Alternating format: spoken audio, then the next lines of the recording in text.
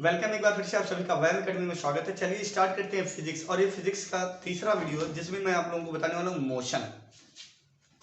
आइए, और आप देखेंगे वीडियो को देखते देखते मोशन से बनने वाले जितने भी प्रश्न हैं सब आपके जेब में होंगे। बहुत आसानी से सारे प्रश्नों का आंसर दे सकते हैं। तो सबसे पहले ये हमें जानना कि गति होती क्या है। ठीक है, तो ये देखेंगे, ये जो गति लिखा हुआ वर्ड है गति। अब जैसे अगर आपसे कह दिया जाए क्या पृथ्वी गति करती है, तो आप आंख मूंद कर कह देंगे हाँ। एक चीज आपको ध्यान देना है, इसके लिए एक वर्ड और यूज करने पड़ेगा, सापेक्ष। अगर हम कह दें पृथ्वी क्या हमारे सापेक्ष गति करती है, तो नहीं करती है गति। क्या पृथ्वी आपके सापेक्ष गति करती? नहीं करती है। क्या जिस घर में आप बैठे हुए, जिस रूम में आप बैठे हुए, क्या पृथ्वी उसके लिए गति करती है? तो नहीं गति करती है। गति हमेशा किसी के सापेक्ष ही देखी जाती है। कहने का मतलब जब किसी वस्तु की तुलना में कोई दूसरी वस्तु, किसी निकाय की तुलना में कोई दूसरा निकाय, किसी पिंड की तुलना में कोई दूसरा पिंड डिस्प्लेसमेंट होता, विस्थापित होता, तब गति कहलाती है। बात समझ में आई? कहने का मतलब अगर कह दिया जाए क्या पृथ्वी सूर्य की तुलना में गति करती है, पृथ्वी सूर्य के सापेक्ष गति करती है, तो कहेंगे आप बिल्कुल गति करती है। आप दो मित्र हैं, दोनों ने एक दूसरे का हाथ पकड़ा और चलना शुरू कर दिया। क्या आप दूसरे के लिए गति कर रहे हैं? बिल्कुल गति नहीं कर रहे हैं एक दूसरे के लिए। हाँ, कोई तीसरा अगर यहां से देख रहा आपको, तो बिल्कुल आप इस तीसरे के लिए गति कर रहे हैं, क्योंकि आप दोनों इसके लिए यहां पर थे, अब आप दोनों इसके लिए यहां पर हो गए। समझ रहे हैं बात को ना?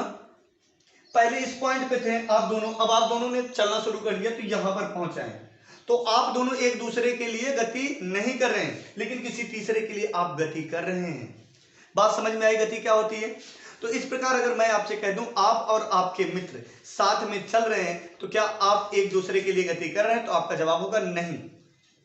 हाँ, अगर आपसे कह दिया जाए क्या हमारे सापेक्ष चंद्रमा गति कर रही है, तो बिल्कुल कर रही है। क्योंकि देखिएगा चंद्रमा पृथ्वी के सापेक्ष गति कर रही है। समझ रहे हैं ना बात को? तो हमारे भी सापेक्ष गति कर रही है। Clear point? समझ में आई बात ना? तो ये आपको पता होना चाहिए, एकदम बेसिक सा है और बड़ा मजेदार टॉपिक है। अब हम देखते हैं गति कितने प्रकार की होती है, यहां से बनने वाले जितने भी। अच्छा, जो एक गति पढ़ाएंगे सिंपल हार्मोनिक मोशन, सरल आवर्त गति, इसका एक अलग लेक्चर देंगे। वृत्तीय गति इसी में पढ़ाने का पूरा प्रयास किया जाएगा। अगर वीडियो ज्यादा लेंदी होगी तो आपको जो सर्कल मोशन है उसका भी एक अलग वीडियो दे देंगे। प्रयास रहेगा कि आराम से आपको सब कुछ इत्मीनान से समझ में आ जाए। तो यहां पर हम बात करते हैं गति की। अब गति जो सबसे पहली गति होती है, एक होती है सरल या ऋजुरेखीय गति। सरल या ऋजुरेखीय गति। तो अब ये देखिए होता क्या है, सबसे पहले समझ लेना, जब एक सीधी रेखा में गति की जाए तो यह सरल या क्या कहलाएगा? ऋजुरेखीय गति कहलाएगा। अब सीधे सीधे कहीं चलते चले जा रहे, चलते चले जा रहे, चलते चले जा रहे, तो ये आपके लिए क्या हो गया? सरल या ऋजुरेखीय गति। समझ रहे हैं बात को ना? क्लियर है? आप मोटरसाइकिल पे बैठे आराम से चलते चले जा रहे हैं, ठीक है। हाँ, जब आप ट्विस्ट होने लगते हैं तब वह वक्रीय गति हो जाती है। कौन सी गति हो जाएगी? वक्रीय गति होती है, वक्रीय गति। बात समझ में आई? वक्र मतलब होता कर्व। जैसे आपने पढ़ा है वक्र पृष्ठ का क्षेत्रफल, तो आप देखते हैं घूमे हुए भाग का क्षेत्रफल आपको बताना पड़ता है। समझ रहे हैं बात को ना? घूमे हुए भाग का। तो आप बताइए, अगर हमें वक्रीय गति की बात, हम जब घूम घूम कर चलने लगे, कैसे चलने लगे? घूम घूम कर चलने लगे, तो ये क्या कहलाएगा? वक्रीय गति कहलाएगा। कहने का मतलब ये देखिए, आप ऐसे चलने लगे, ठीक है, ये क्या कहलाएगा? वक्रीय गति कहलाएगा। ठीक है, समझ रहे हैं बात को ना? फिर एक होती है अनियमित गति। अनियमित गति, देखिए जितने भी बनने वाले प्रश्न रहेंगे आप इत्मीनान से जवाब दे लेंगे, बस आपको ध्यान से देखना है, ठीक है। अब आप देखेंगे, आपको नोटबुक भी नहीं बनाने की जरूरत पड़ेगी, एक बार देखना, बस माइंड में फिगर पूरा बन जाना। अनियमित गति, जब कोई गति ऐसी हो जिसमें उसकी स्पीड क्लियर ना हो, बढ़ जाए, घट जाए, ठीक है, तो वह गति कैसी कहलाती है? अनियमित कहलाती है। जिगजैग गति, ठीक है, टेढ़ी मेढ़ी गति हो जाएगी ये, ठीक है। अनियमित चाल, इसका वेग भी अनियमित रहेगा, दिशा भी मतलब इधर उधर इधर उधर जैसे नहीं। समझ रहे हैं बात को ना? ये अनियमित गति कहलाती है। समझ में? जैसे मैं आपको एक उदाहरण दे रहा हूं, आप बचपन में जब आप शिशु थे, यानी बच्चे जब थे, आप 6, 7, 8 में जब पढ़ रहे होंगे, तो आप अपने क्लासरूम से निकलते थे। सपोज दैट आप किसके लिए? पानी पीने के लिए गए, तो आप यहां से देखते हैं ना, तो सबसे पहले आप जब प्यास तेजी से लगी रहती थी तो आप तेजी से कवर करके चले जाते थे, लेकिन जब वहां से आना पड़ता था तब आप अनियमित गति चलते थे। पहले पता चला बड़ा स्लो आए, फिर बड़ा स्लोली ऐसे घूम टहल के आराम से आ रहे, फिर पता चले यहाँ पर आने के बाद आपका मित्र पुनः आ गया रूम से निकल के, बोला एक बार और चलते, फिर आप देखिए यहाँ से तेजी से चले गए यहाँ पर, समझ रहे हैं बात को ना। फिर यहाँ से आप रिटर्न होके आराम से दोनों लोग बातें करते करते करते करते यहाँ पर आए। तो देख रहे हैं कई चालों से आपने, कई वेगों से आपने तय किया है, ठीक, और कई रास्ते अपना लिए। तो ये हो गई आपकी अनियमित गति। अनियमित गति समझ में आई बात या नहीं? क्लियर पॉइंट ना। अब आप देखेंगे अनियमित गति के साथ अगला जो पॉइंट आ जाएगा वह आ जाएगा आपका प्रक्षेप गति। कौन सी गति आ जाएगा? प्रक्षेप गति, प्रोजेक्टाइल मोशन। आइए, जब किसी वस्तु को हवा में 0 और 90 अंश के बीच में फेंक दिया जाए, 0 अंश और 90 अंश के बीच में फेंक दिया जाए, जो प्राप्त गति होती है वह प्रक्षेप गति का उदाहरण होती है। क्लियर? अब बताइए 0 और 90 अंश के बीच में कौन सी आ जाएगी? जैसे सपोज दैट आपने, अब उदाहरण कैसे पूछता है, एक खिलाड़ी ने गोले को फेंका तो उसके द्वारा फेंके गए गोले की गति कौन सी होगी? अच्छा बताइए, गोले को आपने ऐसे पकड़ा, फिर आप ऐसे ऐसे किए, आपने ऐसे ही फेंक दिया ना, ऐसा तो है नहीं ऊपर ऐसे फेंक दिया फिर सर पे गिरा फट गया सर, नहीं ऐसा बिल्कुल नहीं होने वाला। आप क्या करेंगे, बॉल को ऐसे पकड़ेंगे, ऊपर नीचे करेंगे, फिर आप ऐसे फेंक देंगे। तो आप देख रहे हैं जो एंगल बन रहा है कितने अंश का बन रहा है? 0 और 90 के बीच में बन रहा है। कितने? 0 और 90 के बीच में बन रहा है। समझ रहे हैं बात को ना। जब 0 और 90 के बीच में बन गया तो कौन सी गति होगी? प्रक्षेप गति। अब इसके उदाहरण एग्जाम में पूछे जाते हैं, आप सोचकर खुद ही जवाब दे सकते हैं। अच्छा बताइए, क्या अगर मैंने इस पिंड को ऊपर से नीचे छोड़ दिया तो क्या ये कितने अंश का बन जाएगा? तो आप कहेंगे ये तो 90 अंश का बन गया, तो इसका मतलब क्या है, प्रक्षेप गति का उदाहरण हुआ? बिल्कुल नहीं हुआ, बिल्कुल नहीं हुआ ना। अब आपको ध्यान देने वाली बात क्या है, अब आपने सपोज दैट आप क्रिकेट खेल रहे हैं और आपने गेंद को मारा और गेंद उठी ऐसे जा रही है फिर ऐसे गिरेगी, समझ रहे हैं? यहां से आपने गेंद को मारा और ये ऐसे जाके ऐसे गिरती है, ये कौन सी गति का उदाहरण है? तो आप कहेंगे प्रक्षेप गति। कौन सी गति हो गई? प्रक्षेप गति। समझ में आई बात?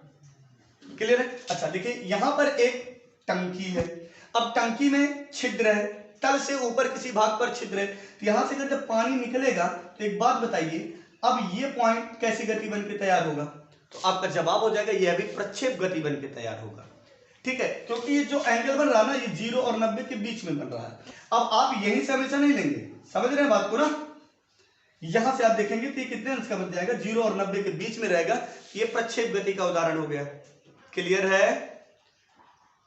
उम्मीद करते हैं स्पष्ट समझ में आ गया होगा क्या होती है प्रक्षेप गति। जब कोई भी पिंड हवा में 0 और 90 अंश के बीच में गति करता है तो जो प्राप्त गति होती है वह प्रक्षेप गति कहलाती है।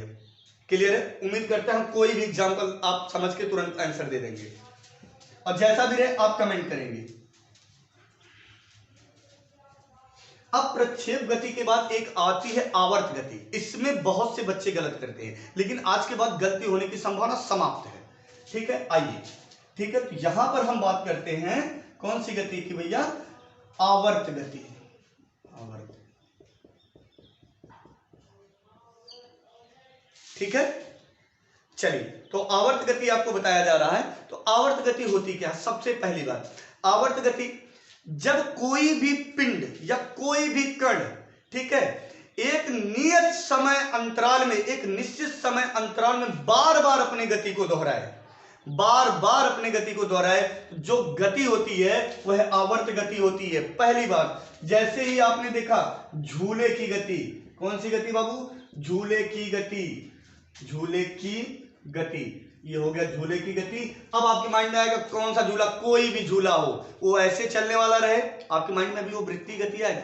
लेकिन जैसे मैं जो बोल रहा हूं सुनते चलिए भाई, वृत्तीय गति भी आवर्त गति का ही उदाहरण है।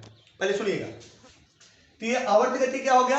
एक निश्चित समय अंतराल में बार बार अपनी गति को दोहराए। बताइए, अगर आप बड़ा वाला झूला झूल रहे हैं तो ये वाला पोर्शन यहां पर देखेंगे, ये ऐसे है बड़ा वाला झूला, ठीक है, यहां पर लोग बैठे हुए हैं ऐसे कुछ, समझ रहे हैं बात को ना।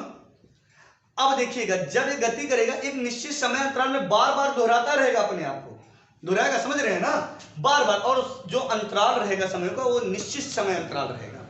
ठीक है, स्पीड कम होगी, कम चक्कर भी कम लगने लगेंगे, स्पीड तेज होगी तो चक्कर भी ज्यादा लगने लगेंगे।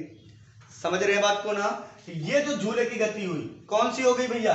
आवर्त गति का उदाहरण हो गया। अगर ये वाली गति हम पकड़ ले रहे हैं, ये भी एक प्रकार का झूला होता है ना, जो रूरल एरिया में अक्सर, गांव के इलाके में अक्सर देखा जाता है कि ऐसे झूलते हैं, समझ रहे हैं ना, ठीक है। और मेले में भी आप जाते हैं तो नाव वाला झूला आपने देखा होगा। तो ये कौन सी गति हो गई? तो आप कहेंगे आवर्त गति हो गई। आवर्त गति में कौन सी गति होगी ये अभी आपको क्लियर हो जाएगा, ठीक है, समझ में आई बात। अब अगर मैं आपसे कह दूं,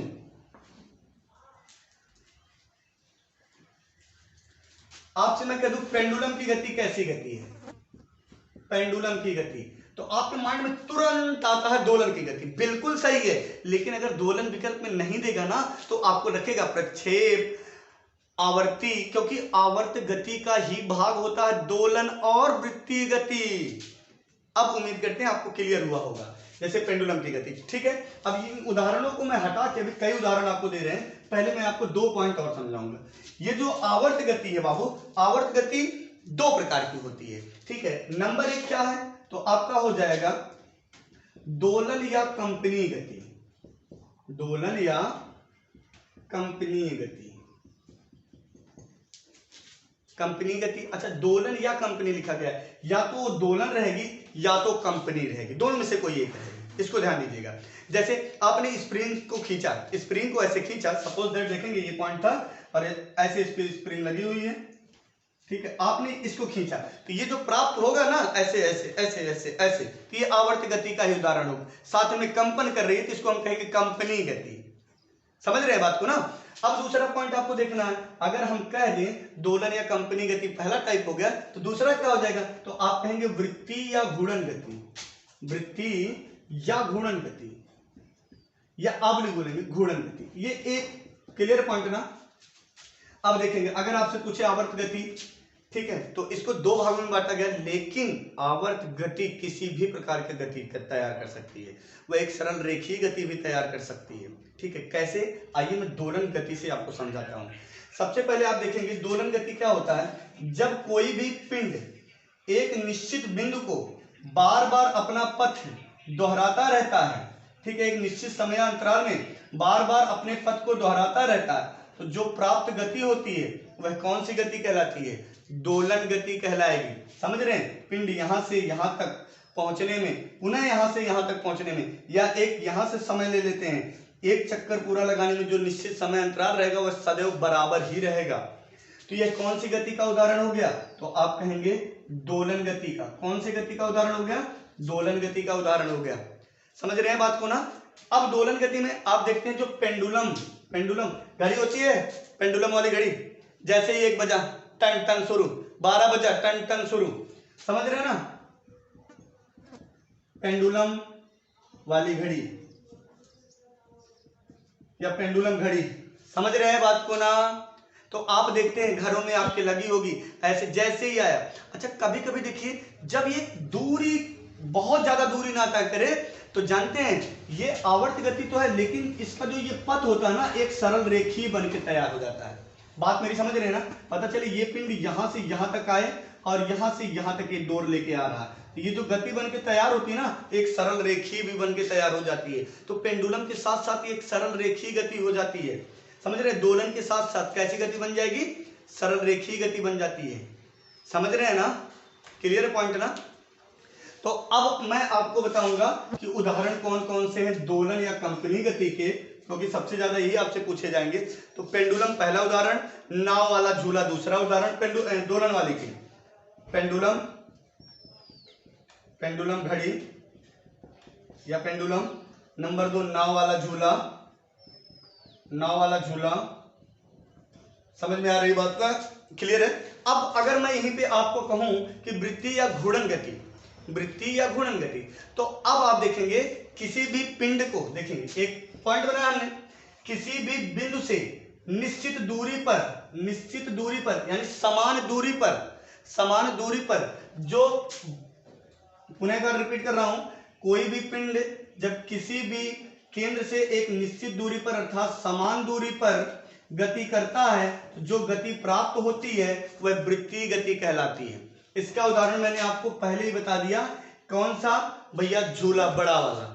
समझ रहे हैं ना। या आपने किसी भी रस्सी में एक कण बांधा और उसको आपने घुमाने लगा, ऐसे ऐसे घुमाने लगे, तो जो गति प्राप्त होगी वह वृत्तीय गति का उदाहरण होगा। अगर वृत्तीय गति है तो वह साथ में आवर्ती गति होगा। समझ रहे हैं बात को ना? अगर वृत्तीय गति है तो साथ में वह आवर्ती गति होगा, क्योंकि आवर्त गति का ही उदाहरण है वृत्तीय गति, क्योंकि एक निश्चित समय अंतराल में वो कण ऐसे आता रहेगा। समझ रहे हैं बात को ना?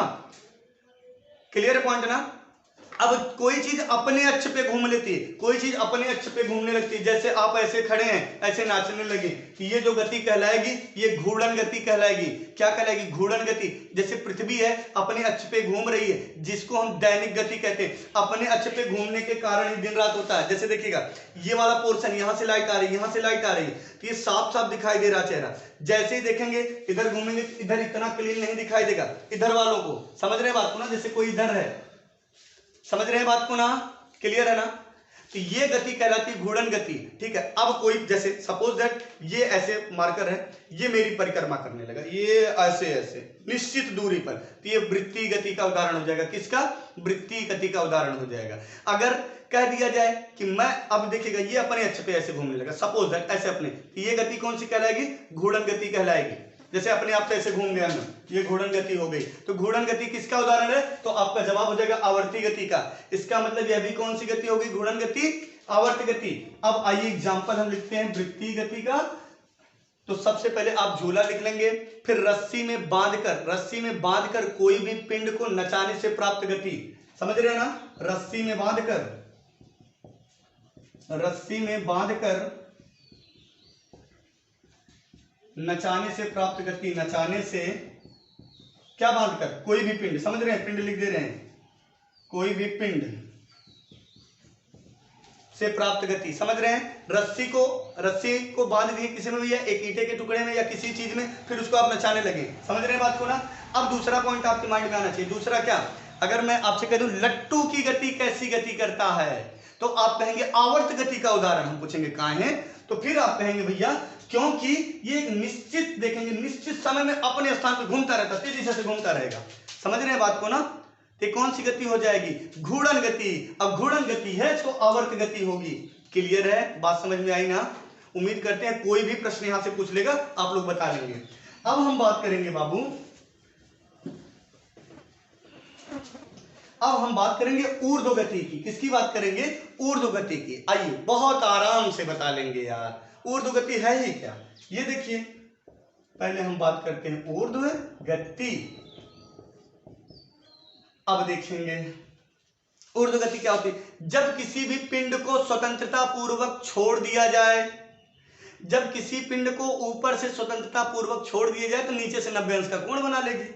कितने अंश का कोण बना लेगी? 90 अंश का। अर्थात कोई भी पिंड जब ऊपर या नीचे 90 अंश पर गति करे, कैसी गति करे? 90 अंश पर गति करे। बार बार बोल रहा हूं, कितने अंश पर? 90 अंश पर गति करे, तो जो प्राप्त गति होगी वह कैसी गति होगी? आप कहेंगे ऊर्ध्व गति होगी। कैसे होगी? ऊर्ध्व गति। ये देखिए मैंने मार्कर ऊपर फेंक दिया, ये यहां पुनः आ गया। बताइए ये प्राप्त गति कैसी है? ऊर्ध्व गति है। मैंने इसको ऐसे यहां से छोड़ दिया, डायरेक्ट नीचे चला गया। कहां चला गया बाबू? नीचे चला गया। तो ये प्राप्त गति कौन सी हो जाएगी? तो आपका जवाब क्या हो जाएगा? तो आप कहेंगे ऊर्ध्व गति हो जाएगा। समझ में आई बात ना? क्लियर है ना? बता लेंगे सभी लोग? कोई प्रॉब्लम होगी? अब आप बताइए भाई, आपने गेंद को क्या किया? अच्छा अब मैंने बार बार बताया, गेंद, अगर गेंद को आपने ऐसे मारा, एक एंगल पे गया 0 और 90 के बीच, तो प्रक्षेप हो गया। जैसे कभी कभी आप गेंद को कैच करने के लिए ऊपर फेंक देते हैं ऐसे, ठीक है, फिर एकदम सीधे जाके ऐसे आता है, तो ये कौन सी गति हो जाएगी? तो आप कहेंगे ऊर्ध्व गति।